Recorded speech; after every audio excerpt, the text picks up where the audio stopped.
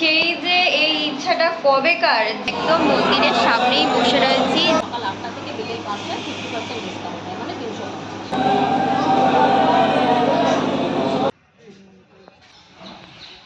এই পুরোটা হচ্ছে 80 টাকার থালি। ঠিক 1:40 থেকে কিন্তু তোমরা বাবার আসল যে মূর্তিটা সেটা তোমরা দেখতে পারবে। হ্যালো এভরিওয়ান, কেমন আছো তোমরা সবাই? আশা করি সবাই ভীষণ ভালো আছো, আমিও খুব ভালো আছি। তো আজকে আমরা 3 জন মিলে রেডি হয়ে বেরিয়ে পড়েছি এক জায়গায় যাওয়ার উদ্দেশ্যে।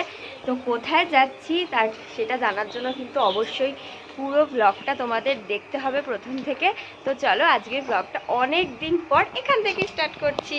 আমরা এখন ট্রেনের অপেক্ষায় বসে রয়েছি। যাওয়ার ব্যাপারটা তোমাদেরকে একটু বলে দিই, যারা বর্ধমান বা কাটোয়া থেকে যাবে তাদের তো শেওড়াফুলি স্টেশনে নেমে তারকেশ্বর বা আরামবাগ লোকাল ধরতে হবে।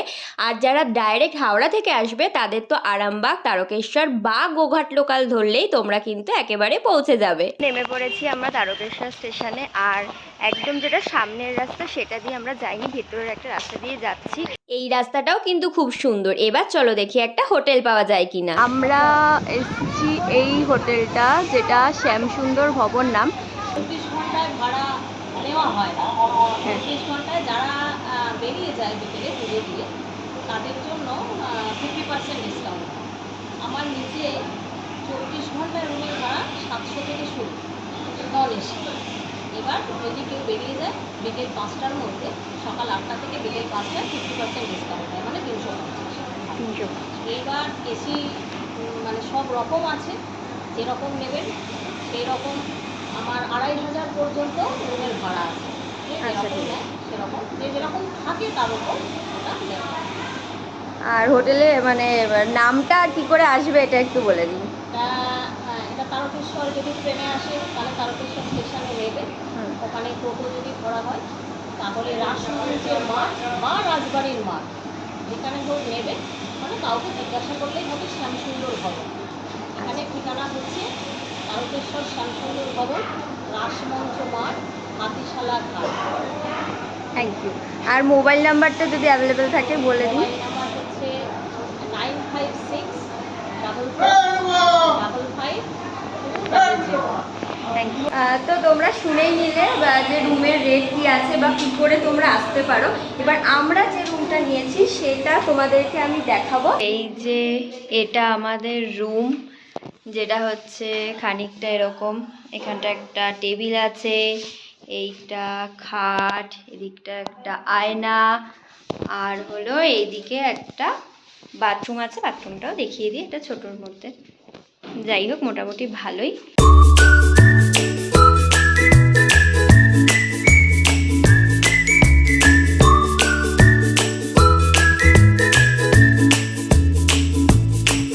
একেবারে রেডি হয়ে গেছি, আবারও একবার স্নান করে নতুন ড্রেস পরে নিয়েছি বাবার কাছে যাওয়ার জন্য।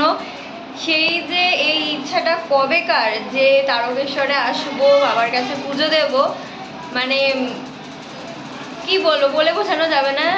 মনে মনে একটা ফিলিংস হচ্ছে আলাদাই। তো চলো এবার কিভাবে পুজো দিচ্ছি, কি করছি অবশ্যই তোমাদের সাথে শেয়ার করব, কিন্তু একটাই রিকোয়েস্ট, ভিডিওটা পুরোটা দেখতে হবে। আর এখন চলো দুধপুকুরের কাছে একটু নিয়ে যাই। আমাদের হোটেল থেকে ঠিক কতটা কাছে সেটাও তোমাদেরকে দেখাবো। আমাদের হোটেলের একদম পাশেই ছিল দুধপুকুরের ঘাট, আর এই ঘাটকে কেন্দ্র করে পুজোর সামগ্রী কেনার অনেক দোকান গজিয়ে উঠেছে। এখানে তোমরা তোমাদের সামর্থ্য মতো জিনিস কিনে পুজো দিতে পারো। আর এই হচ্ছে সেই ঘাট যেখানে সবাই স্নান করে বাবার মাথায় জল ঢালতে যায়। আমরা তো স্নান করেই এসেছিলাম, তাই একটু মাথায় জলে ছিটে দিলাম। বোন স্নান করেনি, তাই বোন এই ঘাটে স্নান করেছিল। আর এখানে জানো তো, বাবার মাথায় জল ঢালার জন্য 20 টাকা, 30 টাকা, 50 টাকা, 100 টাকা পর্যন্ত জল কিনতে পাওয়া যায়। যার যেমন সামর্থ্য কিনে দিতে পারো।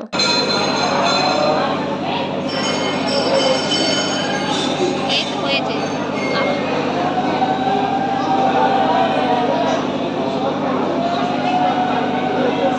এই হলো বাবার মন্দির। শ্রাবণ মাস, চৈত্র মাসে যখন খুব ভিড় হয়, এই যে দেখতে পাচ্ছ ব্যারিকেড দেওয়া জায়গা, তখন কিন্তু মানুষ এখানেই দাঁড়িয়ে থাকে বাবার মাথায় জল ঢালার জন্য। তো আমরা এখন তারকেশ্বরের একদম মন্দিরের সামনেই বসে রয়েছি, যেখানে আমার পিছনে কিন্তু সবাই যেটা ঘন্টা বেজে মানসিক করে সেটা করছে। ঘোরার জায়গা আছে, আর হলো একদম পিছনে হচ্ছে নন্দী মহারাজ আছে, সেখানেও সবাই জল ঢালছে। এই হলো সেই মানসিক করার জায়গা যেখানে মানুষ তার মনোকামনা বাবার কাছে জানিয়ে ঘন্টা বেঁধে মানত করে। আর ঠিক 2টোর সময় বাবার ঘরে যে প্রসাদ দেওয়া হয় সেটা সাধারণ মানুষের জন্য বাইরে বের করে দেওয়া হয়, আর সেই প্রসাদ নাকি জলে দাঁড়িয়ে খেতে হয়। তাই আমরাও দুধপুকুরে ঘাটে দাঁড়িয়ে খেয়েছিলাম। এখন এসেছি একটা দোকানে টুকটাক কিছু কেনাকাটা করার জন্য। আর ঠিক দুপুর 3:30-র সময় কিন্তু বাবাকে শৃঙ্গার করানো হবে ফুলের সাজে। তো আমরা ভালোভাবে পুজো দিয়ে চলে এসেছি হোটেলে, এখন রুমে। আর একটু ফ্রেশ হয়ে তারপরে আমরা কিন্তু খেতে যাব। তো দেখি কোন হোটেলে খাওয়া যায়, অবশ্যই তোমাদের সাথে শেয়ার করব যে এখানে খাবার দাবারের কেমন কি রেঞ্জ আর কি কি মেনু থাকে খাবারে। তো চলো আবার একটু ফ্রেশ হয়ে তারপরে হোটেলে যাব। এটা হলো ভোগের ঘর। দুপুর 3:30 থেকে ভোগ দেওয়া শুরু হয়, বিকেল 4টের মধ্যে কিন্তু শেষ হয়ে যায়। এটা হচ্ছে আমরা নিয়েছি হলো 80 টাকার থালি, যেখানে ভাত, একটা কাঁচা লঙ্কা, আর এটা আচার, এটা হলো পাঁপড় ভাজা, আলু ভাজা, সাথে এখানে এটা হলো ধোকার ডালনা, ডাল আর আলু পোস্ত। আর এখানে শুক্তা ছিল, কিন্তু অল্টারনেটিভ আমি শুক্তার বদলে আলু পোস্ত নিয়েছি। তো এই পুরোটা হচ্ছে 80 টাকার থালি, এরপরও আরও আছে। আমরা এই হোটেলে খেয়েছিলাম। তারকেশ্বর মন্দিরের কোন মানসিকের কি রেট সেটা তোমরা দেখে নিতে পারো। যে এখন আমরা এসছি হলো তারকেশ্বরের রাজবাড়িতে, ঢুকেই এরকম একটা মন্দিরের মতো জিনিস দেখতে পেলাম। আর এরিয়াটা কিন্তু প্রচুর বড়, তবে ভেতরে দেখি ঢোকা যায় কিনা। রাজবাড়ির ভেতরে তো ঢোকা যায় না, যেহেতু আমরা আসার সময় একটা ভেতরের রাস্তা দিয়ে এসেছিলাম, তাই তখন আর রাজবাড়িটা দেখা হয়নি, তাই এখন এসে কিন্তু দেখে গেলাম। এবার চলো তোমরা যারা একদম স্টেশন থেকে সোজা রাস্তায় আসবে তারা কিভাবে আসবে বলে দিই। এই হচ্ছে সেই মেন গেট, যেটা নেতাজি গেট নামে পরিচিত। স্টেশন থেকে সোজা এসে এই গেটের ভেতর দিয়ে ঢুকে গিয়ে 2-4 মিনিটের হাঁটা পথ মন্দির। আমরা তো হোটেল থেকে চেক আউট করে বেরিয়ে পড়েছি, আর এখন চলে এসেছি তারকেশ্বর স্টেশনে। আর এইটা হলো একটা গাছ, গাছের তলায় বসেছি, এরপর বাড়ি যাওয়ার ট্রেন ধরবো। তো ভালোই ঘোরা হলো, ভালোই পুজো হলো। আর এই ব্লগের এন্ডটা কিন্তু বাড়ি গিয়ে করব। তো চলো আবার বাড়ি গিয়ে কথা হবে। চলে এসেছি বাড়িতে, আর আগেই তো বলেছিলাম যে মানে ব্লগের শেষটা আমি বাড়িতে এসেই করব। তো আজকের ব্লগটা এতটাই থাকবে, কিন্তু তার আগে তোমাদের সাথে আমি দুটো কথা আমি শেয়ার করতে চাই। যে বা যারাই তারকেশ্বরে যাও না কেন, এটা অন্তত মাথায় রাখবে যে ওখানে যারা পান্ডা, পুরোহিত বা ধরো স্টেশনে অনেকে দাঁড়িয়ে থাকে, তাদের প্ররোচনায় পা দেবে না।